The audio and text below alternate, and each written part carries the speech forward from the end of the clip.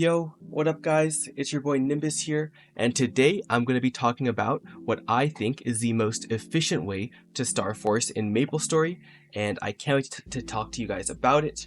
I feel like in the community there is a big sentiment that is either you just send it or you bust, and I think that is a really inefficient way to gain power in MapleStory.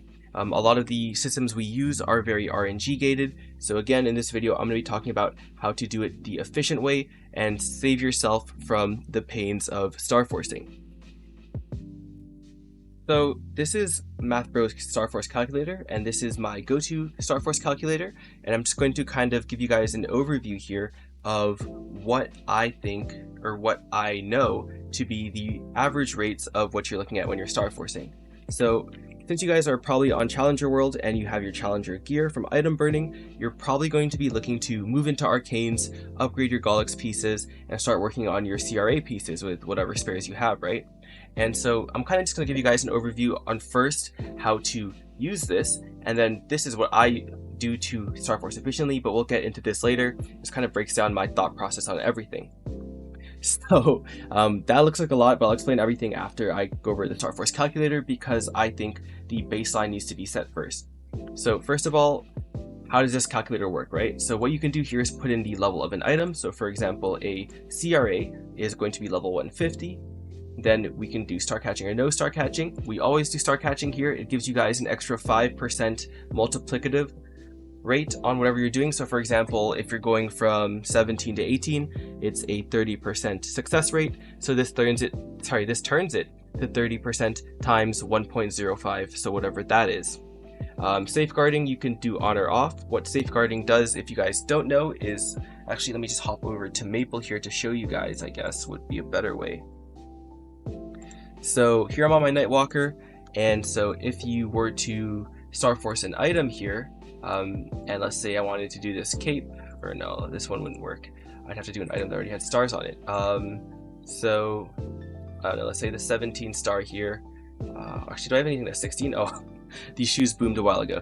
So as you can see here, when I'm about to Starforce this item, it says the chance of destruction is 2.1%. And so what this means is that tapping from 16 to 17, there's a 2.1% chance that this item explodes, right?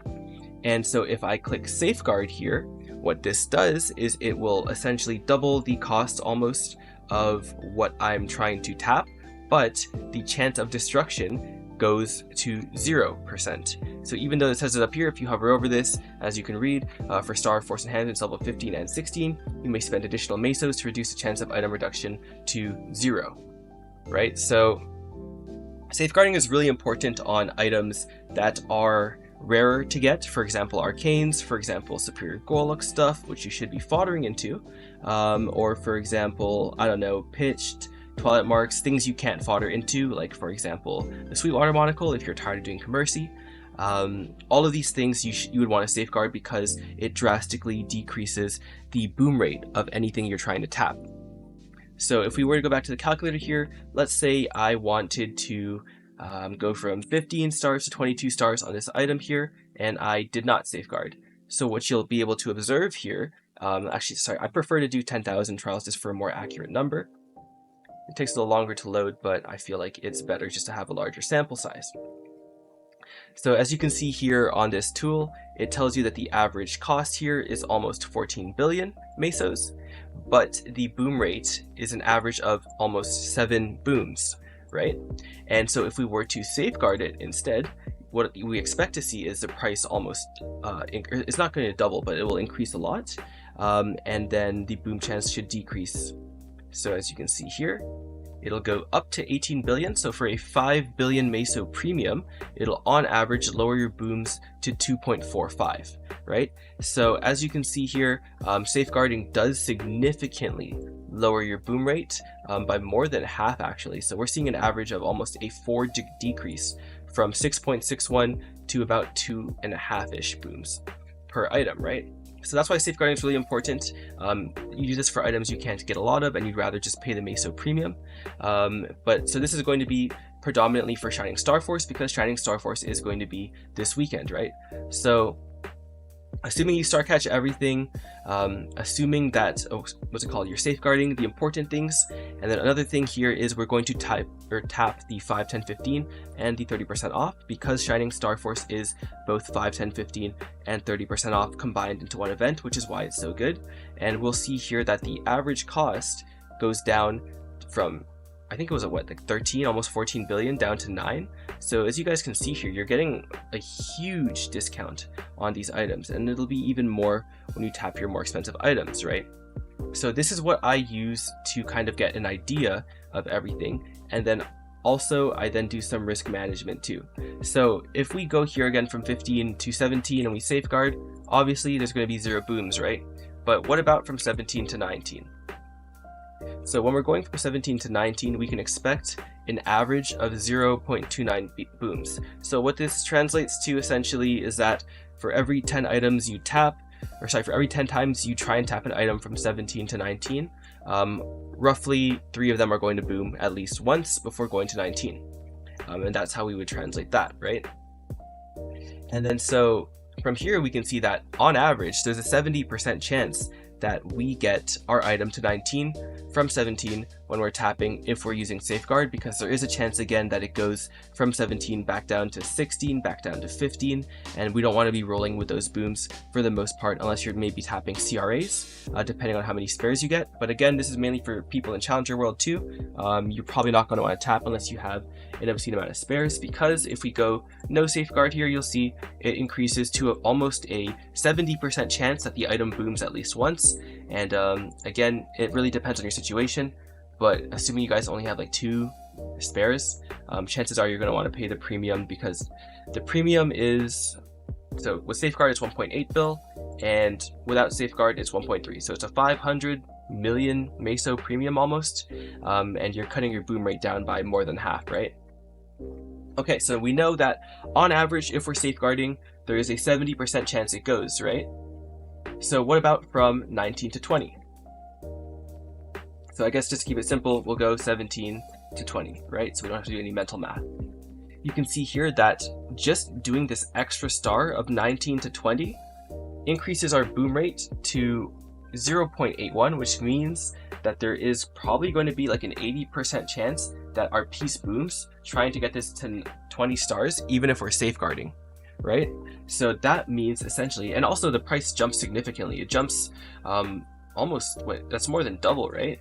From 19, it is going to be almost, more than doubles. So that means that 19 is kind of the first breakpoint where we want to settle, because 19 is half the price and the boom rate is only 30%. Even down to 18, there's virtually nothing here. It's 1 in 20 essentially that it booms, and the price is significantly cheaper if we're already 17 star. But again, 19 is a considerable amount more power for still a considerably low risk chance. So if you have so my rule of thumb here is that if you have 1 spare of an item and you're comfortable settling it back at 17 again, I would send it to 19 with 1 spare. And that's kind of the rule of thumb I have, right? So 1 spare means I'll send the item to 19. If not, tough nuts, I hit that 30%. And if it goes, well, more likely than not, it will, right? So what about 19 or 17 to 21? How many booms are we looking at here? So as we can see here, first we did 20 and we knew that was 4 bill, and we knew the boom rate was about, I believe it was like 4, right? Sorry, not 4, 0.81 if we go to 20 with safeguarding, right? So that's still, chances are you're going to boom at least once. There's an 80% chance you boom at least once, and that's what this average booms means. And so I might be reading this wrong, but that is, sorry, I'm reading it here, yeah. The boom percentiles are also right here. I completely forgot about this for a second. But yeah, so to 20, you're probably going to boom it at least once. There's a 75% chance that you hit it within 1 boom. So you could go 20 if you're kind of feeling a little greedy. Me personally, I prefer to play risk adverse when I have 1 spare, because it really sucks settling at 17 after, right? So for me, I think the difference from 20 and 21, which we'll do right here now, we can see that the booms go up to 2. So for me personally, with an average boom of 1.16, that means that we are probably going to boom 1.15 items per 10 to 21, which means that there is a very high chance we get to 21 with 2 spares, right? So assuming that you have 3 pieces, chances are 75% chance, if we look at the boom percentiles here, that you're going to get it. And for me, I'm okay with anything above 70%. I feel like that's a pretty good chance. Obviously, we still have a high chance to get unlucky. 30% is not like anything to scoff at. But yeah, so for me, 21 would be the next settling point. So first would be 17, and then it would be 19, and then it would be 21. And then when I have a lot of spares, I will go for 22. And so if we look here at how much it would cost to 22, for example, your CRA pieces, it would be 8.61 bill on Shining. And if we look at the average here, you're looking at around 2.47 booms, which means that for one of your items to go to 22, you're going to lose about 2.5 items on average trying to get there. But I guess we could round that up to 3. So in my opinion, for a safe bet, if you have 5 pieces, there is a 75% chance you get your item to 22, right? And so we can look at the other percentages here. But again, for me, I feel like a 75% chance is a great amount, or a great chance to hit. And so if I have 4 spares and a 5th item, so 5 pieces total, I will be comfortable sending that item to 22. And so the reason I say settle, settle, settle is because when you send things from 17 to 22, there is a 25% chance you hit without booming anything, right? And 25% chance is not an attractive rate to me. I would much rather settle at 19 and secure my rates and walk away with those 2 stars on each item. And I think you guys should do so too. Another thing is that if it booms, all the mesos you guys put into this item are essentially null, and then you'll have to use a spare and get it to 22, right? Or sorry, get it to 17, which means you'll have to pay the average cost of 8.6 billion, or I guess it'll probably be less because it booms 3 times or 4 times on average, and then you would have to pay to get it back from 0 to, or not 0, I guess 12 if you transfer over to 17, which means that you'll have to pay an additional 500 million mesos. So for me, the breakpoints are, if you have no spares of the item, you settle 17. If you have 1 spare, you settle 19. If you have 2 spares, you settle 21. And if you have 4 spares, then you send it to 22. Now, I know this is a lot less fun. This is a lot more risk adverse, and this is a lot more, I guess, boring. But if you are about your gains and you're about securing everything, then this is my segue into the next portion on how we go ahead and we secure stars, right? And so the method is called rouletting, you know, and so rouletting is essentially when you secure stars on all of your items and you do them like a roulette. So you'll do 17 star everything, then 18 or 19 star everything, then 19 to 21, and then you just keep going and you keep securing stars on everything. And that in that way, if your pieces boom or if you run out of mesos, everything else has been getting stronger at the same time. Instead of doing 8 build 22 on one, 8 build 22 star on another, 8 build 22 star on another, and then just praying you hit on one of them, because again, there is a chance you don't hit anything, right? And I've seen it happen. It's happened to me.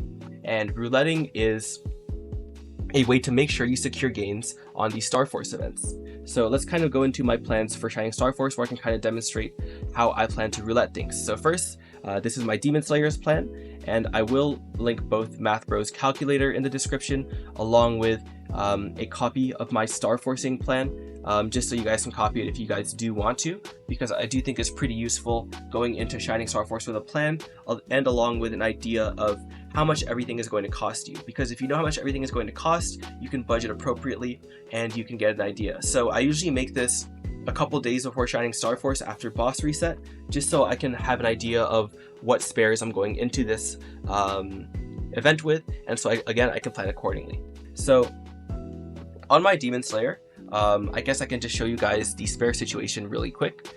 Well, I guess we'll do the Nightwalker first because I'm already on the Nightwalker. So if we look at my Nightwalker spares here, I have 1 set of spare arcanes along with an extra boot. I also have a item box here which I can select, so I will have that one I'm saving to see what I need. And then after that I have 2 Twilight Marks, I have 4 Dominator Pendants, 4 Meister Rings, a second Papulatus Mark, 5 black B marks. What's this? 7 KTs, 2 slime rings, along with 4 superior belts, 3 superior earrings, and then in my use tab here, or not use, I have a bunch of CRAs. So CRAs I'm probably not going to safeguard just because I have like a billion of them.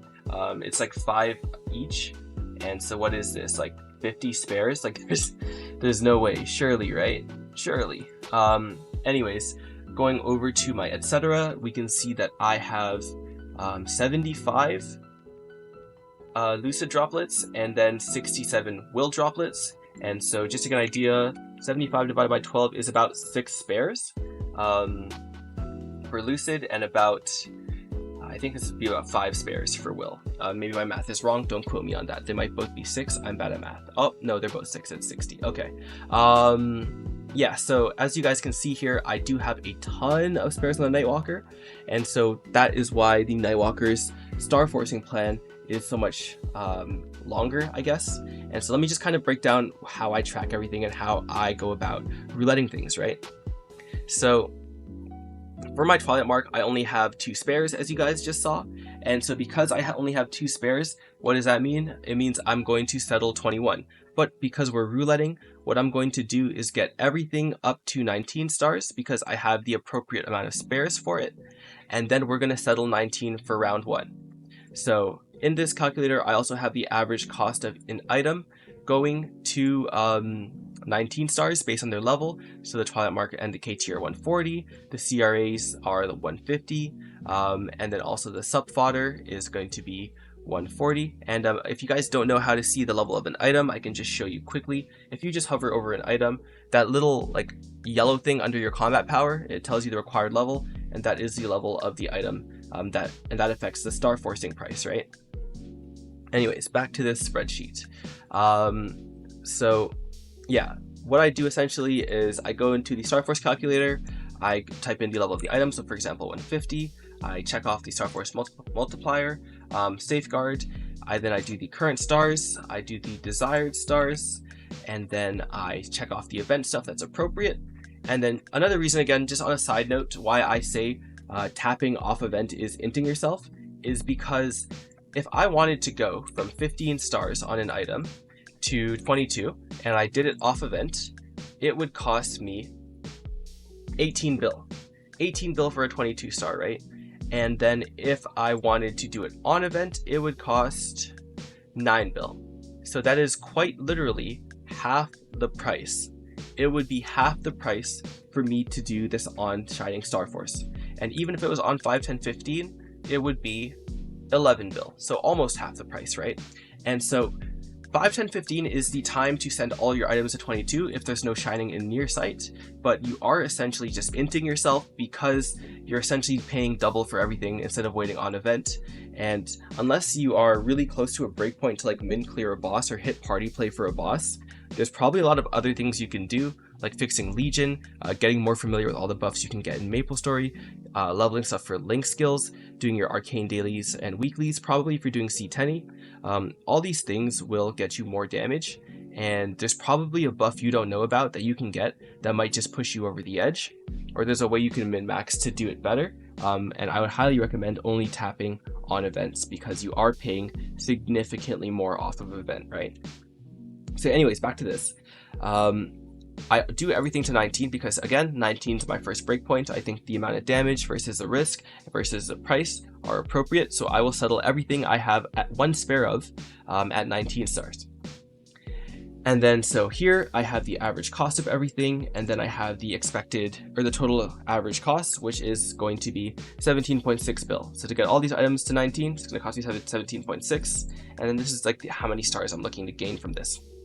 So after I get everything to 19, which is my first breakpoint in my roulettes, I will then move on to round 2. So if things went, or if things boomed and I ran out of spares, we'll go here. And then so from 19 to 21 is where I will settle next. And again, for my breakpoint for hitting 21 is if I have 2 spares of an item, because there is a 75% chance that with 3 copies of an item, so 2 spares and 1 actual item, I'm going to hit 21. And for me, a 75% chance is perfectly fine. There is still a 25% chance I don't, which means that 1/4 of all these items will not go if I only had 2 spares, but I'm okay with that. This is an RNG system. My thing is just being as risk adverse as possible and walking away from these events with gains. So this will cost me 26.3 bill, right? And then, so once everything is 21, the reason the black bean mark is 20 is because it stops at 20 stars. You can't 22 a black bean mark. So from here, I will start looking to introduce in everything to 21, 22, or I guess for my arcane shoes it'd be 18, because again, like I just showed you guys, I boomed them last event, and now they're at 16. So I'm just gonna get it up to 18 to be in line with my other items, because these are all 18 already. And so the cost for this will be again about 25.4 bill, and I'm only gonna be gaining roughly, oh, that's not right. Oh, it is, I guess. So it'll be 24 stars. No, not 24 stars. It'll be 4 stars total, or 6. I can't read. My bad. This doesn't look right. This math looks completely wrong. I'm pretty sure it's more, but I'm gonna gloss over that. So then after that, the average cost of all of these items are maybe like 1, 2. This one's a little more expensive at 4 bill, right? And then here, even again, everything is like 3 bill on average. So I want to get all the cheap stuff out of the way, because I don't want to pay 8 bill for 2 stars when I could pay, oh, I see why this is wrong. These are supposed to be 22. Let me fix this. Sorry, this is for my own sake, but as you guys can see, everything here costs around 3 bill roughly. And so again, the average cost for 11 stars is again significantly cheaper. You know what I mean? So here we're getting 84. We can omit this because these are going to be 0-star items, but here we're getting 21 stars for 26 bill, and then we're going to start getting diminishing returns with our mesos for gains the deeper we go. And that's why I kind of want to keep all the stars around the same thing, or all the prices around the same. Sorry about that. All the prices around the same on this, and it's because again, I want to get the most bang for my buck with my meso while I'm rouletting too. And so that's another layer of min-max I do, where I want the amount of stars I get to be roughly around the same price, because if not, I could probably get, for 2 stars on my arcanes, I can do almost 4 of these items, right? I can get 4 stars for 2 stars instead. Now, obviously, a whole other thing is that the amount of stats you get per star per item level is different, but even then, it's not enough to offset it, right? So from here, we start working on the arcanes finally, because they're significantly more expensive. Getting an arcane from 18 to 20 is 8.3 bill on average, and so just for these 8 stars, I'm paying 33.2 bill, right? And so then if these go, then I'll roulette them up to 21, which will be 2.6 bill, because the jump from 19 to 20 is rather expensive actually, oddly enough, but that's just the way the probabilities math out. And then so we'll go to 21, and then if I get really lucky and I have a lot of money left over, because I am going to do the Demon Slayer first, I always put my main before my mules, then we'll go ahead and go to 22s on the arcanes. If Lady Luck is smiling and I end up burning like no spares, then I'll go for it. But even here, as you guys can see, just 4 stars going from 21 to 22 on arcanes is an average of 8.6 bills, and this goes back to like what I'm saying about diminishing returns, right? Just for the price of like 1, I can almost do 4 arcane pieces from 20 to 21. And so that's why I roulette, or another reason why I roulette. The first reason is to obviously secure the gains and make sure I walk away with gains from the event. And then the second thing also is because there are diminishing returns when it comes to star forcing, and because I want to min-max the amount of money I get, or the most bang for my buck, I guess, I want to roulette things up, because the earlier stars are significantly cheaper than the later stars, and just kind of visualizing everything here in a spreadsheet makes it really easy for me to understand what the average cost of each item is, which means that I can then map out everything in the most efficient way possible. Because I've been farming since cube sale, so I've been farming for a month and a half and I haven't spent mesos. I'm going to be walking into Shining Starforce with about 150, maybe 160 bill, and because of that, right, I want to make sure that I don't waste this month and a half I've spent farming and sitting on all these mesos. I want to get the most value out of it for my account, and that's why, to me, I don't mind spending an hour or two right before a big event and mapping everything out and min-maxing it, because I don't want to waste a month and a half of effort doing it inefficiently. It's gonna set me back by however long, and I'd rather just know I did this the right way than sending everything. And yeah, if you guys made it to the end of the video, I appreciate you guys. I know this one was more of a ramble and a lot more just numbers and more technical. And hopefully you guys did learn something from it. I do know that a lot of people, a lot of I guess like influencers also, or content creators in the community, they have a very big culture of just like sending it. But again, guys, I really can't stress enough that they are endgame. They're pretty much rolling for double primes, and they're throwing hundreds of billions of mesos for like 3% attack on their emblems and stuff.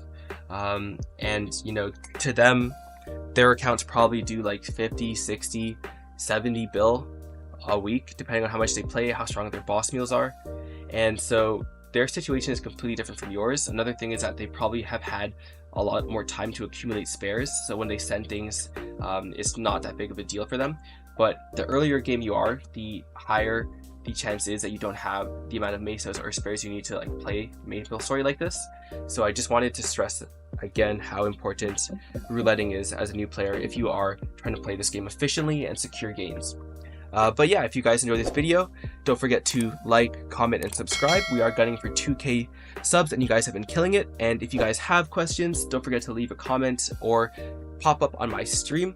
I stream on Twitch from Sunday to Thursday from 1 p.m. to around 9 p.m. Eastern Standard Time.